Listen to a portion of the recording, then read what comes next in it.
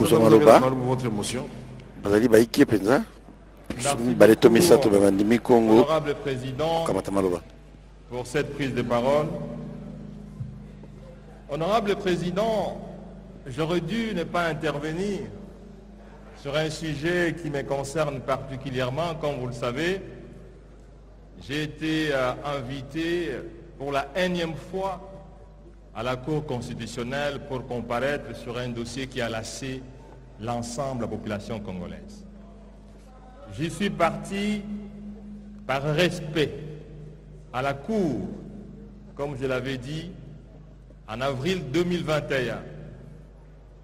4 ans, mois sur mois, alors que je me trouvais à Conakry, j'ai été invité à comparaître devant la Cour constitutionnelle. Alors que 99,99% de la population congolaise m'a conseillé de ne pas venir, j'ai dit je viendrai, j'ai fait foi à la justice. Honorable Président, j'ai été surpris comme tout le monde d'être encore convoqué à la Cour constitutionnelle et je suis parti par respect parce qu'en principe, en tant que député national, couvert par des immunités parlementaires, je ne devais pas y aller sans qu'il y ait une autorisation préalable de l'Assemblée nationale. C'est ça ce que recommande la Constitution de la République et c'est ce que recommande les règlements d'ordre intérieur de cette institution où nous sommes. Le collègue Nicolas Kazadi a bénéficié de même procédure. Je suis allé par respect à cette institution, la plus grande prestigieuse cour de ce pays, où j'ai indiqué au juge que voilà, je suis venu, mais il y a une condition, quelle n'a pas été ma surprise, honorable Président, de dire cette immunité parlementaire, pour nous, elle ne vaut rien. Mais je suis très étonné. Et on me l'a répété plusieurs fois. Il y a même un juge qui est allé jusqu'à dire, voilà, ce type d'immunité parlementaire, il y en a pour l'opposition et il y en a pour la majorité. Honorable Président, honorable membre du bureau, nous n'avons pas peur d'affronter la justice, mais nous voulons que les lois de ce pays soient respectées. Les lois de ce pays doivent être respectées. Si la Cour constitutionnelle a besoin d'attendre un député, un parlementaire, elle n'a qu'à suivre ce que prescrit la Constitution et ce que prescrit le règlement d'ordre intérieur. Voilà, honorable Président, honorables membres du bureau, chers estimés collègues, nous ne devons pas tolérer certaines jurisprudences. Aujourd'hui, ça concerne un député de l'opposition, demain, ça sera un député de la majorité. Il faut que les lois du pays soient respectées. La Constitution n'a pas de couleur politique. Le règlement d'ordre intérieur n'a pas de couleur politique. Nous ne devons pas exposer notre bureau qui jusque-là défend convenablement les intérêts de tous les députés, quelle que soit leur couleur politique. Je vous remercie. Merci, honorable Matata. Je dois rappeler à l'auguste Assemblée qu'à son temps, quand le procureur général près la Cour de cassation m'avait saisi sur le cas de Nicolas Kazadi, vous avez, vous, honorable député, autorisé que le procureur général de la Cour de cassation puisse faire ses enquêtes, son instruction, mais qui a abouti à un non-lieu. Alors, je me demande pourquoi nos amis de la Cour constitutionnelle n'ont pas procédé de la même façon, qui régularise la situation et la plénière va apprécier. Surtout que ici, comme vous le savez, pour Nicolas Kazadi, comme je l'avais fait à son temps pour Nemwanda Semi d'heureuse mémoire, Il ne suffit pas seulement de demander la levée de l'immunité d'un député pour l'obtenir. Il faut motiver. Le bureau doit quand même avoir des matières à donner à la plénière pour examiner en toute objectivité pourquoi on veut lever l'immunité. C'est très important dans le cas de la collaboration interinstitutionnelle. Nous attendons donc une correspondance de la Cour constitutionnelle. Ceci vaut aussi pour les autres députés qui sont l'objet de tracasseries. Donc nous voulons que nous puissions chacun garder ses prérogatives. Honorable Alfred Nzodomio.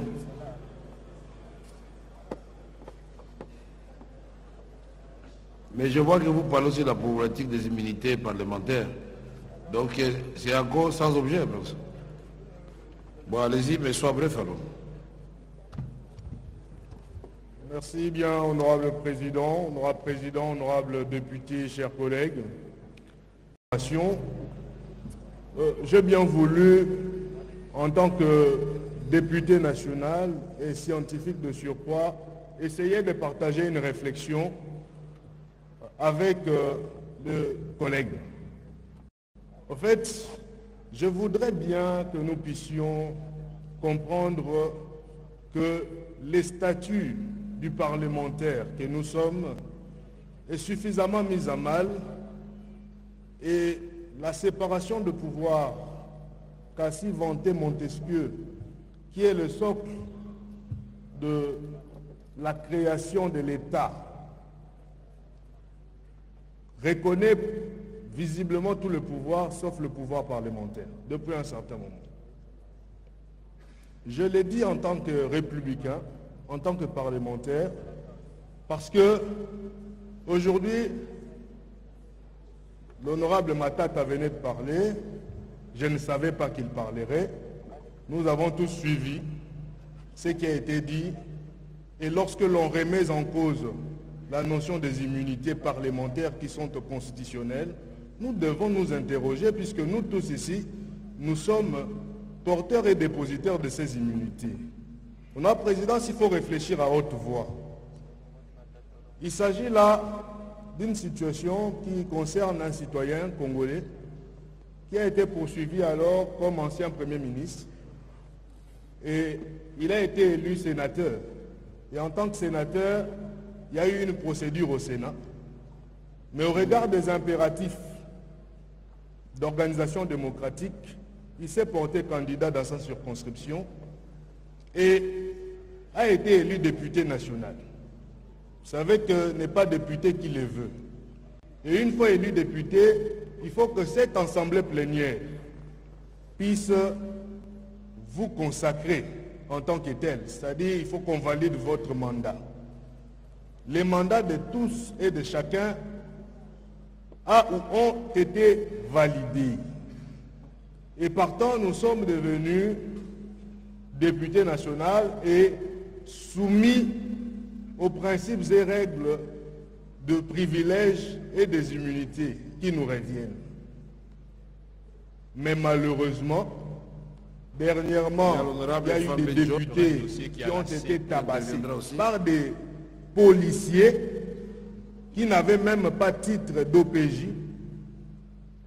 Et il y a des gardiens, donc aujourd'hui c'est les juges constitutionnels, où hier j'ai encore évoqué la situation du ministre ayant la fonction publique qui soumettait les parlementaires sous sa tutelle. Et hier, c'est encore un de nôtres dont les immunités ont été réfutées. Nous devons nous interroger. J'ai réfléchi à haute voix, et ce, en tant que député national.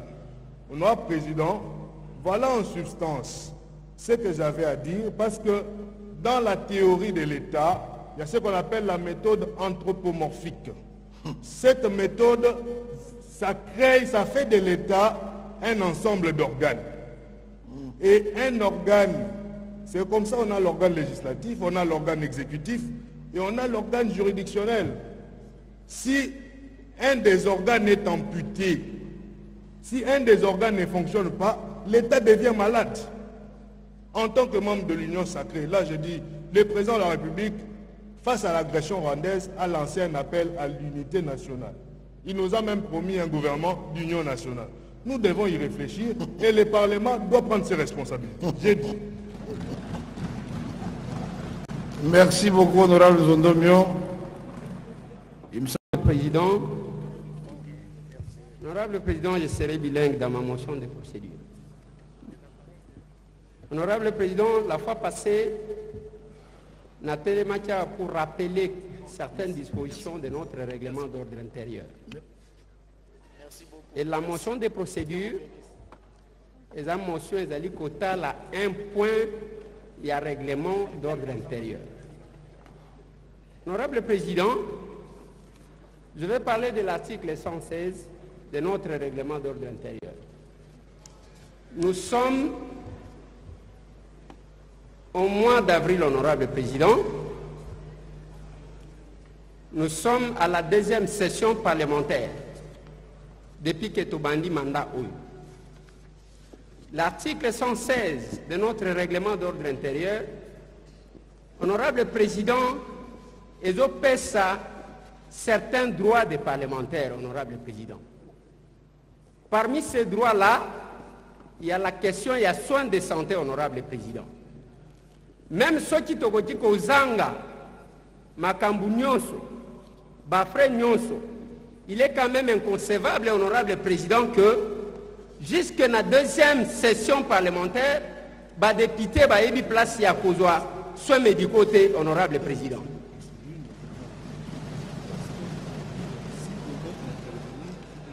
Tozali Awa, honorable Président, oui,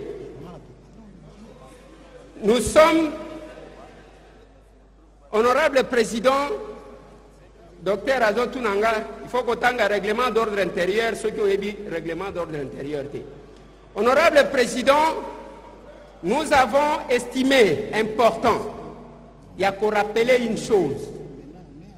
Lors de votre campagne pour arriver au bureau, honorable Président, que nous sommes les autorités budgétaires. Par conséquent, on ne doit pas être là comme si nous commandons même les petites choses, n'a droit à cause de l'ango, honorable Président. Aujourd'hui, tel que nous sommes dans cette chambre, tous allons se débrouiller, même pour que je ne dis pas que je suis malade. Mais c'est anormal, il n'y a que jusqu'à la deuxième session parlementaire, les honorables députés ne savent pas où se faire soigner, honorable Président. Je ne sais pas comment le bureau s'organise, je ne sais pas comment d'autres collègues s'organisent, mais j'estime important, honorable Président, il n'y a que, oui, nous continuons, nous y allons. Tous avons autorité budgétaire. Ceux qui ont un effort de guerre, ceux qui ont un effort de guerre, mais le mandat passé, honorable Président, notre collègue est tombé là-bas. L'honorable Mbosso est avec vous. Mais pour le moment, les petites choses, le soin médicaux, honorable Président, tokoti jamais kozanga yango. Et j'ajoute une chose, honorable Président. Et ça y a que c'est la représentation nationale. Toko bandate ko le laka mikolonyo tongo midi poko. Je propose à notre bureau que le plus tôt possible qu'on prenne quand même des dispositions, ne fût-ce que pour le traitement des honorables députés. J'ai dit honorable Président. Merci. Merci, honorable Désert. Donc c'est un droit des députés de se faire soigner, lui, sa famille et ses dépendants, mais aussi le personnel de l'administration de l'Assemblée nationale. J'avais évoqué cette question ici de la problématique du fonctionnement de l'Assemblée nationale. C'est sérieux. Nous venons de la conférence du président.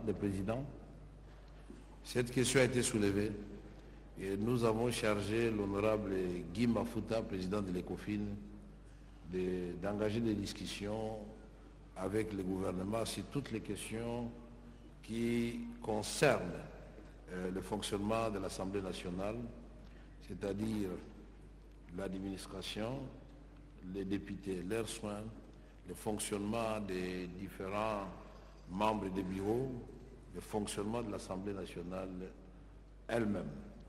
Donc, nous n'allons pas chaque jour continuer à nous plaindre. J'ai parlé la fois passée et on va passer à la concrétisation de cette...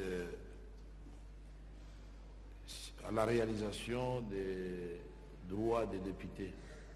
C'est légal. La première mission de l'État, c'est de s'assurer si sa population est bien nourrie et bien soignée. Donc les députés faisant partie de cette population, nous n'allons pas insister chaque jour et revenir sur la même question. C'était une motion, je peux dire incidentielle, donc vous avez dit, et il n'y a pas à voter ou à ne pas voter, d'autant plus que les soins de santé sont prévus dans les budgets. Merci beaucoup. Comme j'en ai pris l'habitude, je voudrais, honorables députés, vous inviter à adresser vos meilleures pensées à nos compatriotes de l'Est ainsi qu'à tous les réfugiés et déplacés congolais qui subissent les méfaits de la guerre. Au nom de tous les députés nationaux, je voudrais que tous ces compatriotes sachent que nous ne les oublions pas et que des efforts continuent à tous les plans pour que la paix qui nous est si chère soit intégralement et durablement restaurée. C'est la détermination aussi du président de la République. Et c'est dans ce cadre, d'ailleurs, que je voudrais saluer le patriotisme et la bravoure des honorables députés qui reviennent fraîchement de leur mission humanitaire au Burundi où ils sont allés assister bénévolement nos compatriotes déplacés.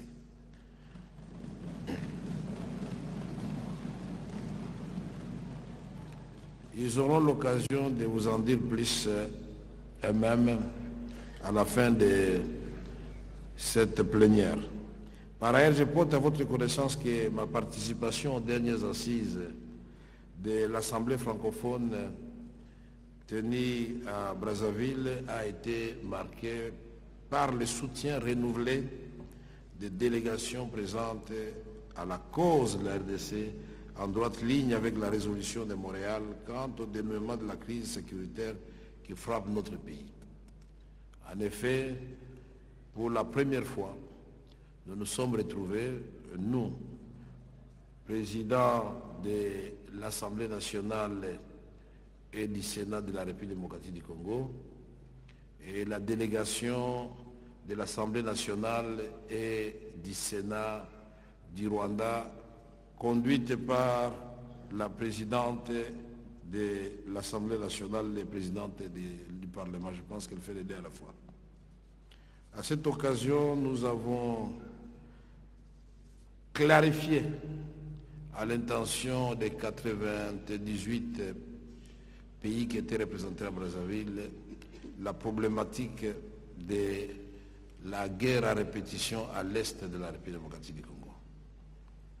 Nous avons exprimé à haute voix notre souhait d'être entendus et d'être soutenus parce que depuis le déclenchement de la guerre, puisque d'aucuns pensent que la guerre a commencé seulement en 2021, c'est depuis 1996, et je dirais même mieux, depuis 1994 que le Congo fait l'effet des conflits internes au Rwanda et aux autres pays voisins.